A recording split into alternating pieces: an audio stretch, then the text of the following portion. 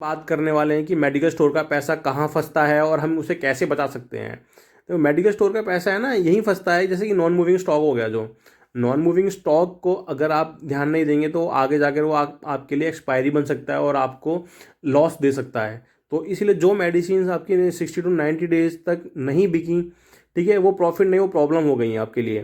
तो और एक तो आपका जो सेल्फ स्पेस है वो भी वेस्ट हो रहा है उनमें, ठीक है, और कैश ब्लॉक हो रहा है, और जो मैंने आपको फर्स्ट में बताया कि एक्सपायरी का रिस्क भी बढ़ रहा है आपका। तो इसीलिए मैं आपको यही बोलूँगा कि नियर एक्सपायरी को हमेशा आगे रखना होता है आपको, और जो 3 बार नहीं बिकी उसको दोबारा कभी ऑर्डर मत करना, क्योंकि smart pharmacy equal to fast moving stock.